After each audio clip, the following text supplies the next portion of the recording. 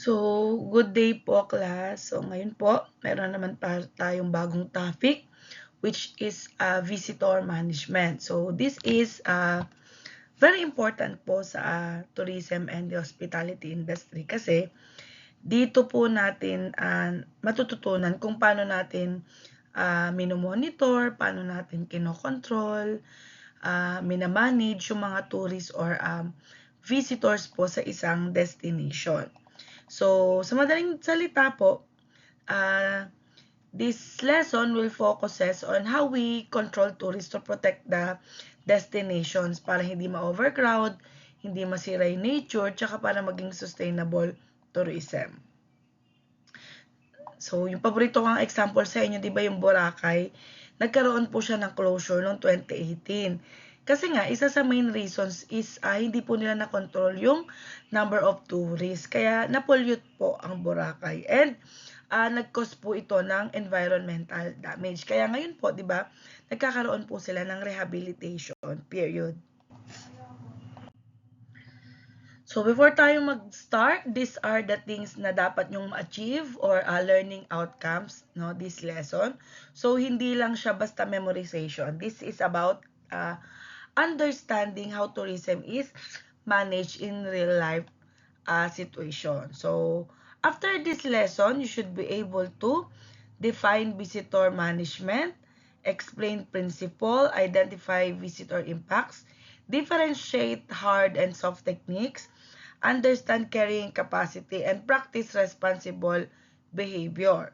No? So, after this lesson, you should be able to explain not just what visitor management is, but also paano ba siya ginagamit sa real destination, sa mga beaches, museums, resort, and even po sa theme parks. So, what is visitor management? So, any process that helps an organization keep track of the people that visit their location. Policies can vary by organization, facility type, industry, or geographic location. For some organizations, simply collecting the visitor's name is sufficient, but others have higher security requirements like badges, legal documents, employees, escorts, and more. So, ito po, ang visitor management process po siya kung paano ba tinatrack or paano ba sinusubaybayan yung isang organization. Mahabang yung mga taong bumibisita po sa kanilang location. So, depende siya sa lugar or sa industry. So, pwedeng simpleng pagkuha lang siya ng pangalan, pero sa ibang high security na lugar. So, kailangan pa ng badges, legal documents, or escort. So, it is any process na ginagawa ng isang organization para ma-control, ma-track, ma-manage yung mga bisita.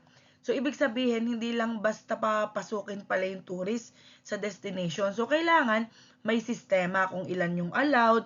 So, ano bang mga behavior yung acceptable, di ba? So, and paano sila ina-assist. So, halimbawa, no, nung nagpunta kami sa El Nido, Palawan, meron lang po silang limit sa number of tourists per day to protect the lagoon. So, kinukuha po nila yun, kinoconsolidate nila yun sa mga nagpapatour. So, museums. Diba sa museums, diba may time slot din para hindi siksikan pag marami yung guest.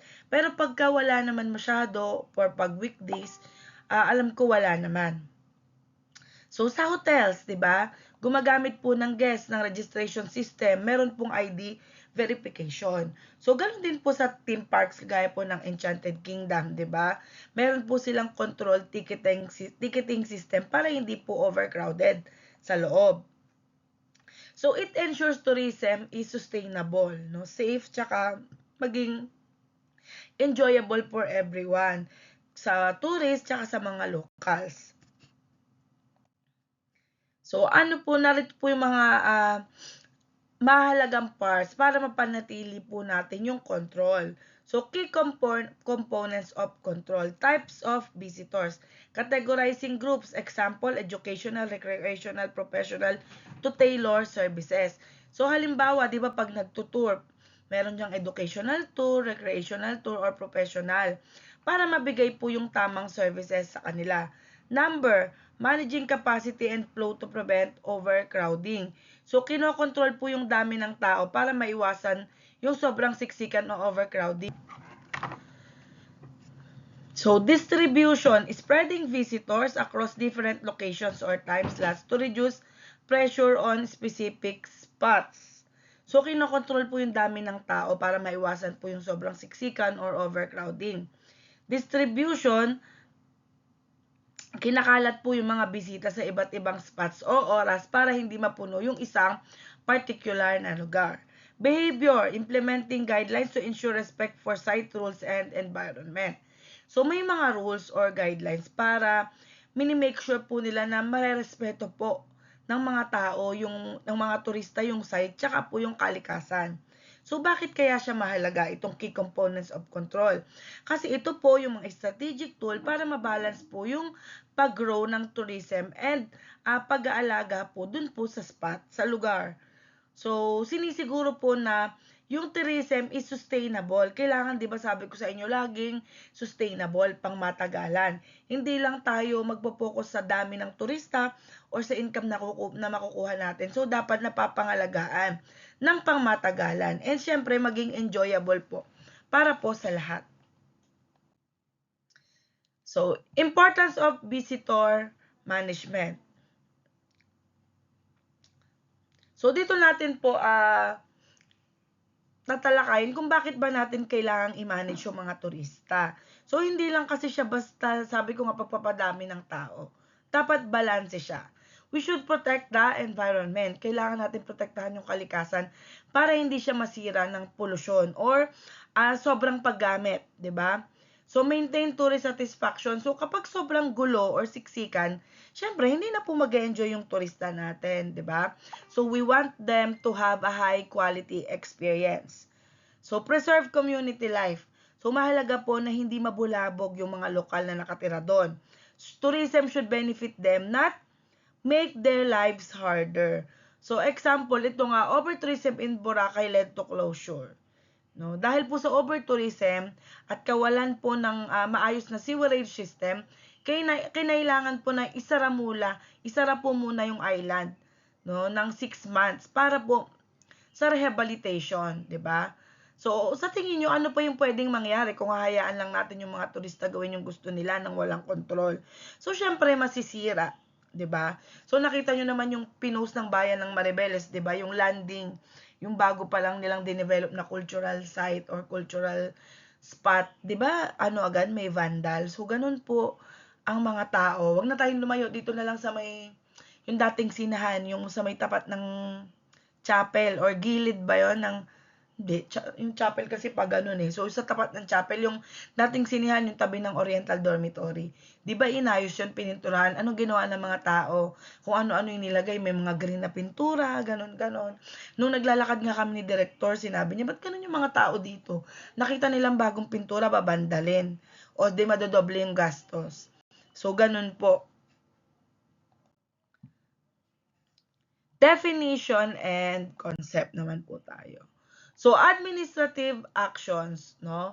Or mga steps, mga hakbang ng management para dito sa tatlong bagay. Number 1, protect resources. Siyempre, minimake sure po na ligtas po yung mga attraction. Sabi ko nga yung historical site or coral reefs, basta kailangan po they are protected. Manage visitors. So, syempre, kailangan ngang gabayan yung daloy ng tao para hindi magsiksikan, di ba? Hindi masira pag overcrowded, di ba? Improve experience. So, syempre, gawin nating mas smooth at memorable po yung pagbisita po ng mga tourist sa lugar po natin. So, ayun po yung ginagawang aksyon ng mga administrative doon po na naatasan po para doon po sa turismo. Goals of visitor management. So, bakit ba natin to kailangan malaman or bakit tayo kailangan may goal? 'Di ba? So, to minimize negative impacts, number 1, dapat mabawasan yung kalat, yung ingay, yung damage sa paligid. 'Di ba? So, ito yung napansin ko kahapon kasi kahapon, so hindi ako nakapag-record agad kasi nga nag-decide dapat mag-aano kasi kami, tawag dito, sa inyo sa OJT magvi-visit. So, kaya lang may mga klase pa sila, hindi kami nag-match-match, and ako din may klase pa ako sa DOMT. Hindi kami naka-visit. So, probably next week, sana ma-workout na namin yung pag-visit sa mga OJT. Tapos, naisip namin, tignan namin yung Panoy Poy kasi 'di ba parang marami kasing nagsasabi ang dumi na. So, puro kasi dagat yung nililinis eh. So, nagtitingnan kami ng iba pang tourist spot dito sa Maribeles. Nangyari, ayun nga, nagpunta kami ng doon sa Panoy Poy. Ang dumi, 'di ba? Sobrang dumi. 'Di ba? Siguro yung mga nagpupunta doon na kumakain, yung mga kalat nila hindi hindi pinupulot, hindi dinadala. So, siguro dapat may signage doon. So, maganda doon minsan siguro mag-outreach, yung maglilinis lang. 'Di ba? Kasi ang ganda niya eh, no, pagka napangalagaan. So, ensure safety. Siyempre, siguraduhin na walang ma-aksidente, lalo na sa mga adventure sites. Educate visitors. Ito yon. Turuan yung mga tao kung paano maging responsableng turista. Dapat meron doon, leave no trace. 'Di ba? Nakakalungkot yung Panoy Poy. Nung una ko yung pinuntahan ng pandemic, napakalinis, napakadaming damo. Tapos ngayon, dahil marami nang nakadiscover, hindi nila pinangalagaan eh. Ang daming nagdi-date doon, ang daming nagpipictorial doon. May nakasabay pa nga kami doon, galing silang Pampanga. Nagpa-picture kasi kami eh. So, galing silang Pampanga. 'Di ba? So, maximize enjoyment. So, i-balance yung rules para masaya pa rin yung mga tao. 'Di ba? Yun po yung goals ng pag-handle ng mga bumibisita sa lugar. So, nakakahiya yun, halimbawa, ay maganda nga dito, kaya lang ang daming kalat. So, taga Pampanga yung nakita, ganito pala sa Maribeles, ang ganda sa picture, pero sa personal, maraming kalat. So, 'di ba? So, kung isa kayo sa mga pumupunta doon, pag may dala-dala kayo, itapon nyo, isama nyo pabalik, kung nyo iiwan doon. Hindi porket, ay marami naman kalat eh. 'Di ba? Huwag na kayong sumama doon. So, principles of visitor management. So, there are 9 principles that should guide the visitor management efforts. According po yan sa Eagles et al. Noong 2002. So, this principle as adopted from Eagles. Diba? Ayan po yung 9 na gabay para sa effective management natin. Appropriateness of the management technique for the objectives to be attained. So, dapat daw, appropriateness, dapat tugma yung action mo sa goal mo. Halimbawa, kung goal mo is katahimikan, hindi pwedeng naka-loudspeaker kapag mag-a-announce. 'Di ba? Number 2, desirability to maintain diversity in resource and in social condition in tourist areas. So, to maintain diversity, mahalaga po na may iba't ibang klaseng activities at environment para po sa iba't ibang klase po ng tao. 3, need to control human-induced change. So, hanggat maaari, panatilihin nating natural yung lugar. Iwasan natin yung sobrang pagbabago dahil lang po sa tao. Number 4, the inevitability of impacts on resources and social condition due to tourism. So, inevitability of impact. So, aminin natin, minsan kahit anong ingat natin, nagkakaroon ng epekto ang turismo. So, pero ang goal kasi natin is dapat ma-manage natin siya ng tama. Number 5, temporary and spatially discontinuous nature of impacts. 'Di ba? So, temporary and spatially discontinuous. So, yung damage is hindi nangyayari po sa lahat ng lugar ng sabay-sabay. So, pwedeng sa isang spot lang or sa isang season lang. So, ganun naman po siya. 6, the multiplicity of variables that influences the use-impact relationship. So, 6, the multiplicity of variables that influences the use-impact relationship. So, maraming factors po yung nakakaapekto po sa impact. Hindi lang bilang ng tao, pati po yung kanila pong gamit or timing.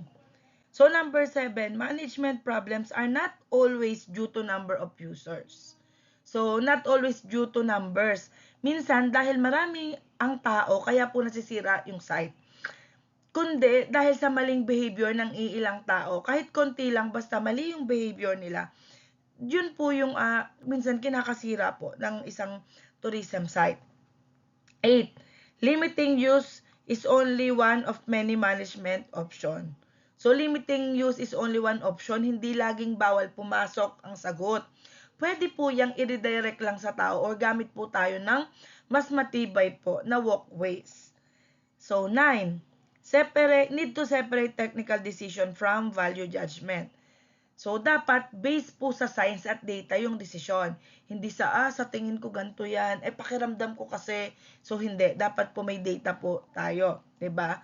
So, halimbawa, sa underground river po sa Puerto Princesa, limitado po yung slots doon bawat araw. So, nagkaroon po sila ng number control of guests ng tourist para hindi po mabulabog yung paniki. Tsaka po, ma-preserve yung cave. Hindi lang po paniki, pati yung buhay. Sa underground. So, Intramuros, gumagamit po ng signage at tour guides. So, para hindi masira yung mga kuta or historical structures ko, kailangan siya ng education and behavior. So, ano lang to, sasabihin ko sa inyo, kasi nga, di ba, sa kagustuhan nating mag-tour, so, ang pinapayagan lang sa atin ni Director ay, pero ipapropose pa din sa Manilang papayagan tayo. Ano lang, balikan. So, ang naisip naman lang namin ni Ma'am Tere, historical tour. So, baka dito tayo, Intramuros, something sa Manila, baka museum. Parang mairaos lang. So, ganun siya. So, wala na yung mga Ilocos, yung Baguio, wala, bawal. Bawal lumayo. So, sana payagan. So, yung ano rin, yung Masunggi Geo Reserve.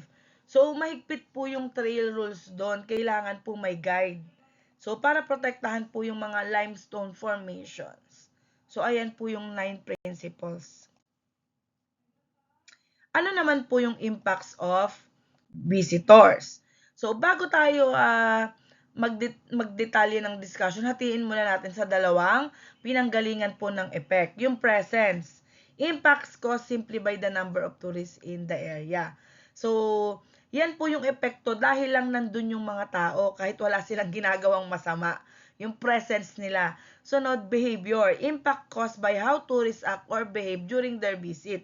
So, syempre, ayan na yung epekto dahil sa mismong ginawa nila. Or ano bang behavior nila, attitude nila, no, ng mga turista habang nandun sila sa certain site, sa certain na lugar, sa certain location. So, impacts of presence.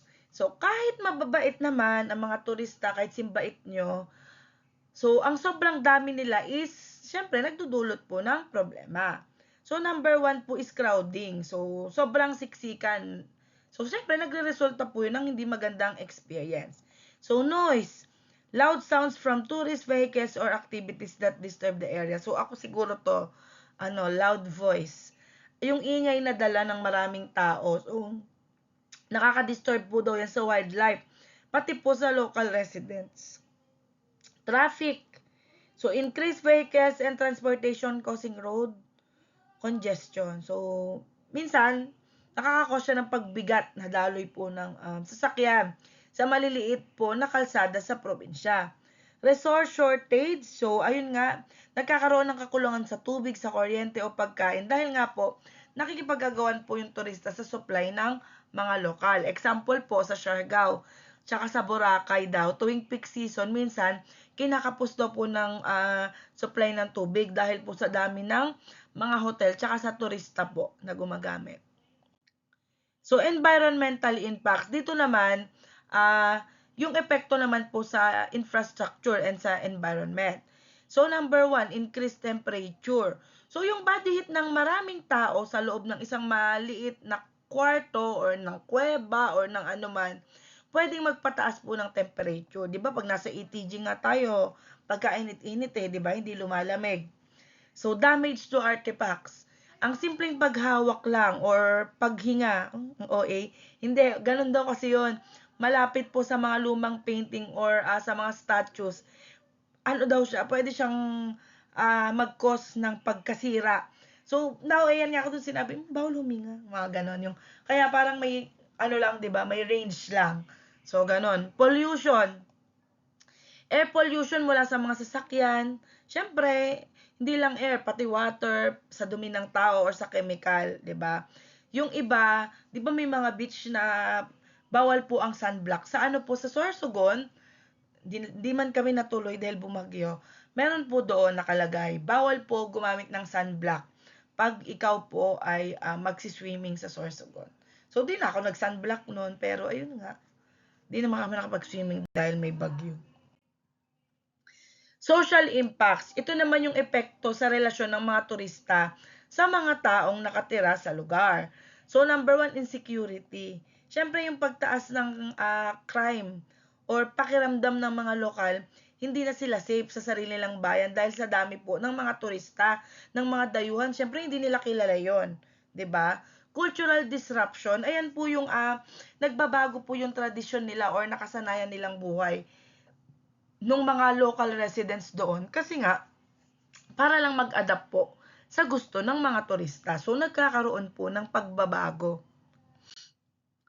So behavioral impacts, ito naman po yung problema ng nagkokos ng mga irresponsible na tao or irresponsible tayo sa paggamit sa lugar. Siyempre, number 1, littering. Alam nyo na yan, yung pagkakalat ng plastic. Yung mga upos ng sigarilyo, yung mga basyo ng bote, 'di ba? Yung mga pinagkainan nyo, vandalism, itong sakit sa ulo, sakit sa mata. Yung pagsusulat sa pader, I love you, ganyan. Ganito, forever, ganyan-ganyan, kahit Bible verse pa yan. Wag, 'di ba? Pagsusulat kay sa puno, sa pader, sa historical rocks, 'di ba? Halimbawa, Jen was here. O kaya yung Jen and ganyan forever may date. Mga ganun. Wag na, 'di ba? Ignoring rules. So ignoring rules, hindi ka sumusunod sa batas, 'di ba? Halimbawa, sabi no entry.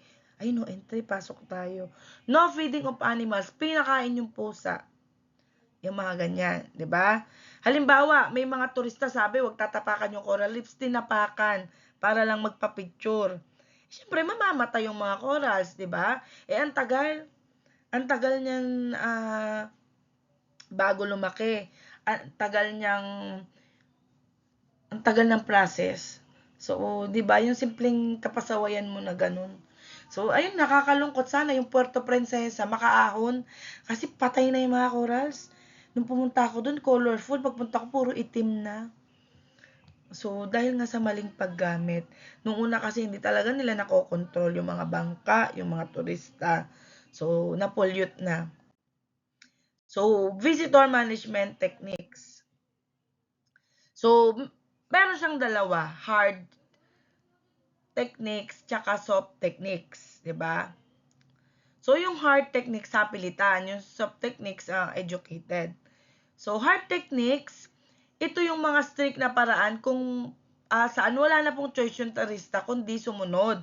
Kasi dahil nga may mga rules, may laws, and may physical controls, 'di ba? So, may mga harang siya. So, limiting visitor numbers. So, syempre nililimitahan yung dami ng tao para hindi ma-overwhelm yung site. So, nagkakaroon ng reservation system, kailangan mag-book ng online bago pumunta. Lottery, yung may mga parapols lang para sa limitadong slot. Queue, yung unahan sa pila or first come, first serve. So, pricing, pagtaas po ng presyo, kahit konti lang yung makapunta. And syempre po yung merit system para lang po sa may mga kaukulang skills. Halimbawa, professional divers, mga ganun siya. So, halimbawa, yung online booking sa Boracay, syempre, bago ka pumasok, magbubook ka muna. 'Di ba? Regulations. Syempre, pag regulations, yan yung mga batas na dapat mong sundin. Group size limit. Pag sinabing 10 persons lang per tour, 10 persons lang sa bangka, makinig kayo. Activity restrictions. Syempre, minsan, bawal po yung maingay na music, bawal po yung bonfire, bawal po ang sunblock. So, ganun siya. Time limits, so may oras lang pananatili. Halimbawa, dito po sa island na to, 30 minutes lang or 1 hour, dito po 2 hours, mga ganon. Infrastructure control. So, ito naman yung mga paggamit ng mga physical structures para i-guide yung tao. So, ano-ano ba yan? Yung boardwalks, yung barriers, yung railings. Para hindi po kung saan-saan tumatapak yung mga tao. Para maiwasan po masira yung mga halaman, ganyan. So, ayan po yung nagko-control kung saan lang pwedeng maglakad yung mga tao. Zoning. So, ito nga yung paghati-hati sa area. 'Di ba? Strict zones. Yung mga bawal pasukin, yung mga protected area. 'Di ba? So, multiple use zones, yan naman yung pwedeng mag-swimming, pwede kang mag-picnic. So, hinihiwalay po yung mga activities para po maiwasan yung gulo or conflict. So, example, so sa halimbawa, 'di ba, yung COVID travel restrictions. O, 'di ba? Yung biglang mga site closure. So, ayun po ang mga example niya. Soft techniques, education and communication. Siyempre dito, sa soft techniques, dito tinuturuan natin yung mga turista para po kusa silang sumunod sa rules. So, maglalagay tayo ng signages, 'di ba? Para makita nila, do not litter, no feeding animals. Para ma-aware sila na ay bawal pala. Bawal magtapon, 'di ba? Yung mga taong nag-iisip, do not litter, bawal magkalat. So, yung kalat na dala-dala nila kahit hindi ibubulsa yan. Visitor orientation, syempre, ibi-briefing mo sila bago sila, 'di ba ganon, pag nagtutur, ibi-briefing muna kayo kung ano yung mga safety reminders, ano yung mga policy doon, para mapangalagaan yung place. Para ma-aware yung mga tao. Role of tour guides, educate tourists and promote conservation.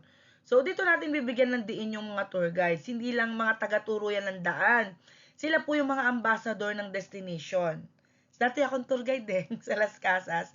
So, educate tourists, sila po yung pangunahing source ng information para malaman ng mga bisita yung kasaysayan, yung kultura, yung mga do's and don'ts sa isang lugar. So, alam nyo ba, irespeto nyo yung tour guide, ang hirap magkabisa. Nung nag-ano ako sa Las Casas, pag may bagong tinatayong bahay, ala, may bago na naman. Nalulungkot ako kasi dumadami yung ano ko sa sauluhin. Mahirap pala mag-tour guide. So, promote conservation. Sila po yung nagpapaalala sa mga turista na, halimbawa, wag mamulot ng shell, wag magtapon dito, wag mag-iwan ng basura, wag maingay, mga ganun, dahan-dahan lumakad, respetuhin yung wildlife. So, ganun siya. So, isipin nyo kung walang tour guide sa isang kuweba or forest or sa sa historical site, ba kung ano-ano na inahawakan, kinuha ng mga tao, 'di ba? Lalo na yung mga, minsan kasi sila yung ng mga bantay kalikasan, mini-make sure nila na nag-e-enjoy yung mga bisita. Lalo na nun sa Las Casas, 'di ba? Meron dun yung mga lumang gamit, lumang plancha, lumang ganito. Lalo na pagbata na ano kayo nag-discuss ka, ay, wag po nating hawakan. Medyo na ano ka, nadidistract. Kasi syempre, bilin sa'yo yun, di ba? Binriefing mo muna sila bago mo tinur. Kaya lang, ayun nga, pang mga bata, di ba? Kukuhanin nila si ganito, si ganyan. Iba ka mamaya, kanino pa yung lumang plancha na iyon, kanino pa yung lumang lampara na iyon. Baka mamaya hindi ko naman mabayaran, ikaltas sa sahod ko. So, ganun siya. So, kaya mahirap siya maging tour guide. Incentives. Siyempre, pagka may good behavior kayo, may reward, di ba? Kayo nga, pag mabait kayo, baka dinadagdagan ng nanay nyo yung baon nyo, di ba? So, ganun din daw sa tourist, di ba? Pwede mo silang bigyan ng good reward. Halimbawa, di ba, meron sa ibang lugar, may trash bottle reward system, di ba? Pwede kang makakuha ng discount or freebies pagka yung turista nagbalik ng basyo ng bote. Pag bumili ka sa souvenir shop, may discount. Carrying capacity. So, ano yung carrying capacity? Maximum number of visitors. So, meron po tayong types of carrying capacity. So, meron po tayong tatlong uri ng carrying capacity na madalas natin gamitin para malaman natin kung gaano karami yung tao lang na dapat payagan po sa isang tourist spot. So, number 1, yung BCC or Basic Carrying Capacity. So, ayan po yung physical limit ng isang lugar based po sa sukat niya. So, isipin mo, halimbawa, yung isang kwarto, kung yung sukat niya is 20 square meters, ilang tao ba yung kasya doon ng magkakadikit? So, ayan po ang maximum na bilang na physical na kaya lang niyang itayo sa loob ng area, 'di ba? So parang yung siksikan na bilang ganon. So number 2, potential carrying capacity, PCC. So ito naman yung bilang ng tao na kayang suportahan ng lugar sa ilalim po ng ideal condition. Halimbawa, dito po kasi kino-consider natin yung comfort. Halimbawa, sa isang park, hindi naman pwedeng siksikan na parang sardinas. So, gano'n ba kadaming tao yung pwedeng pumasok? Siyempre, gusto natin maganda rin yung experience nila, no? And meron po silang space para po makagalaw kasi park. Ang focus po dito is komportableng bilang. 3, real carrying capacity or RCC. Ayan naman po yung pinaka-importanting number dahil yan po yung actual limit na pinapatupad. No, pagkatapos mong makita yung mga limiting factors. So, kahit kasya po yung 100 na tao, 'di ba? Halimbawa sa BCC, tapos comfortable siya, 50 na tao pag PCC yung ginamit mo. So, baka yung environment, kagaya po ng mga fragile, may mga chorus, may mga konting banyo, is ang kaya lang niya suportahan is 30 na tao. So, ang RCC na po yung gagamitin nyo. Pagkatapos mong bawasan ng PCC based sa mga limitasyon ng kalikasan at term ng management. So, yung totoong limitation po, yung sa RCC. So, halimbawa isipin nyo yung isang maliit na bangka pag nag-island tour. So, sa BCC, pag BCC ginamit mo, kasya dyan yung 30 tao, magkisiksikan lang. Lalo na pag medyo payat, nakatayo lahat, 30 kasya dyan. So, yung isa gumamit ng PCC, hindi, masikip, 20 lang. Para lahat nakaupo ng maayos kahit hindi kapayatan, kahit mataba. O, doon naman sa isa, hindi. 15 tao lang yung pinapayagan ng Coast Guard. Kasi, kailangan i-consider yung bigat ng makina, may life vest pa dyan, may safety protocol. Paano pag maalon yung dagat? So, dapat 15 lang. So, ganun siya gamitin. So, ano yung formula for BCC? Ito po yung pinaka-basic na computation. Gaano ba kalaki yung lugar versus gaano kalaki yung space na kailangan ng isang tao para makuha mo yung BCC. So, kunin mo yung kabuuang sukat ng lugar, yung area. Tapos, i-divide mo sa space na kailangan ng isang tao para makatayo or makagalaw. So, BCC equals area divided by visitor standard. So, ayun po. So, area divided by space per person. Yun po yung visitor standard. So, dito naman sa formula for PCC, dadagdag na natin yung rotation coefficient or kung ilang beses nagpapalit ang isang tao sa isang araw. So, ang formula PCC equals BCC times RC. So, ang pagkuha po ng sagot sa BCC, yung siksikang bilang, imumultiply natin sa kung ilang beses nagkaroon ng turnover o palit ng tao sa loob ng isang araw. Yun po yung sagot, no? Yun po yung PCC. So, rotation coefficient. Ito naman po yung computation para po sa paggamit ng oras. So, RC equals operating hours divided by average stay. Diba? So, halimbawa, yung isang park, no, bukas siya ng 8 hours. So, 8 hours.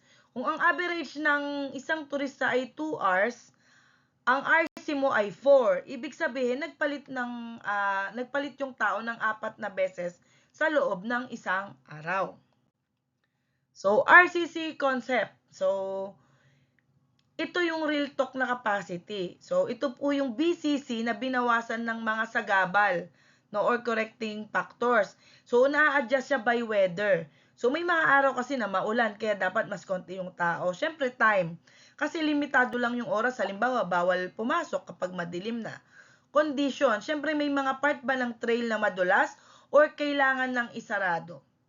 Diba? So, yung RCC po, yan po yung pinaka-safe na bilang dahil tinitignan po dyan yung realidad po doon po sa place, doon po sa ground. So, ito po, sample problem. Ba't ba kasi nagkaroon ng mat dito sa tourism? So, yung area mo, 30,000 square meter. Yan po yung sukat halimbawa ng buong beach or ng buong park. Tapos yung VS mo or visitor space, 30 square meter. Ayan po yung kailangan ng bawat tao ng 30 square meters para po komportable sila. So, ang BCC mo is anong sagot dyan? 30,000. Diba? So, kung ang area natin ay 30,000 square meters, yung bawat tao is kailangan ng 30 square meters na space. So, ang BCC natin ay 1,000 visitors sa isang bagsakan. 'Di ba? So, yung VS, 'di ba, 30, yung VS, so yung VS natin na 30 square meters is depende po yan sa klase ng lugar. So, sa isa pong beach, baka kasi 30 square meters lang yung kailangan. Pero, limbawa, pag museum, pwedeng 5 square meters lang. So, yung kailangan po ng bawat tao. So, sa tingin nyo ba, mas malaki ba dapat yung space per person sa isang luxury resort kumpara sa isang public park? Siyempre, kaya nga luxury. Ayaw ng luxury ng madaming tao. Napaka-limited lang, 'di ba? Kasi dahil part po ng luxury ang space at privacy. So, dito na po tayo sa safety and security. So, syempre, ayaw po nating magkaroon ng bad publicity dahil may mga aksidente. So, safety ensures na maganda yung reputasyon ng site. So, dapat we prevent accidents, no? And ensure safe travel. So, para wala tayong bad publicity.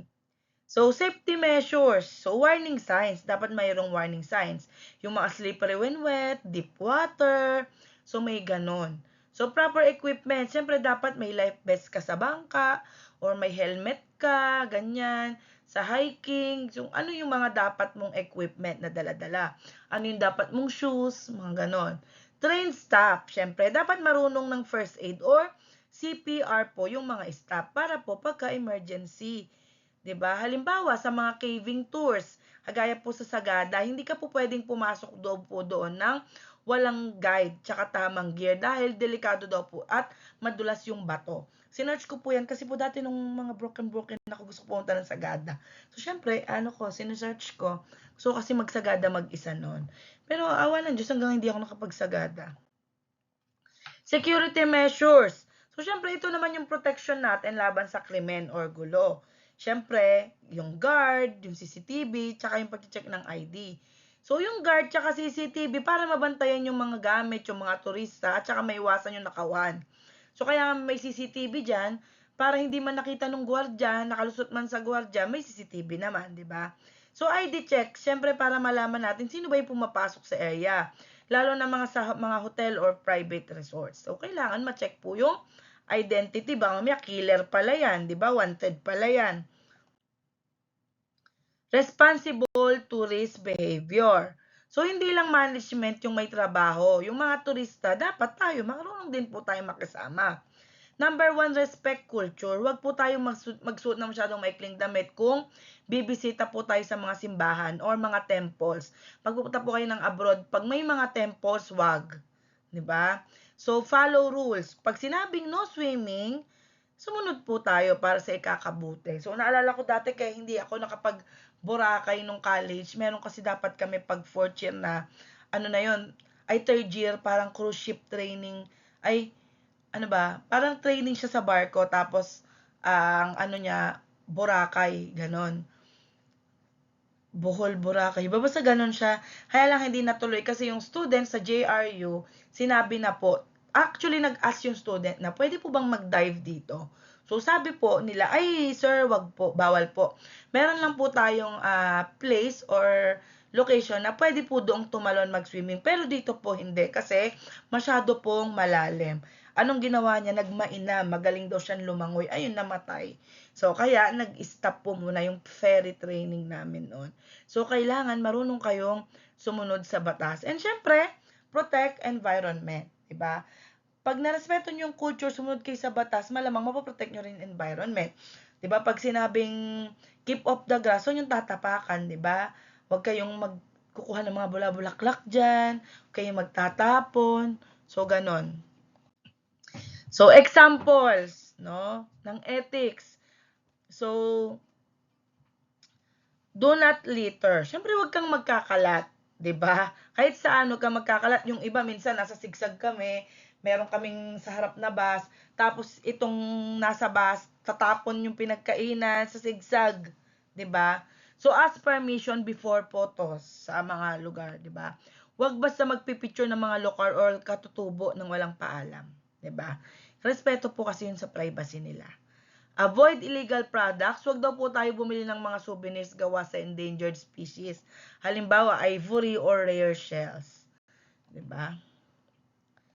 So, sustainable practices. Ito po yung mga habits para hindi tayo makadagdag sa basura ng mundo. So, reusable bottles. Imbis po na bumili ka ng bottled water na plastic, magdala ka ng tumbler. Eco-friendly hotels, mas piliin po natin yung mga resorts na gumagamit ng solar power or hindi gumagamit ng single-use plastic. So, marami na po na ganito. Ethical tourism. Paano natin masisigurado na nakakatulong tayo sa lugar? Fair trade. Siguraduhin po nating patas po yung bayad sa mga trabahador. Local products. So, yun nga, imbis na bumili po tayo sa malalaking mall, pwede po tayong bumili sa mga local artisans or sa palengke. No? Para po yung pera is diretso po sa bulsa ng mga nandoon, 'di ba? So, yung pagiging turista po, isang privilege po sa atin 'yan. Pero yung responsableng turista is hindi lang sila yung nag-e-enjoy, syempre tayo din. Nag-iiwan din po tayo dapat ng positive effect po sa lugar na binibisita po natin. So, ayan. Key takeaways, visitor management protects destinations, impact must be controlled, hard plus soft techniques are needed, and carrying capacity is critical. So, ayun lang po. Thank you. Sa susunod po na face-to-face natin, mayroon po tayong quiz, including po yung last discussion tsaka yung ngayon. So, thank you so much po sa inyong pakikinig. Happy weekend po.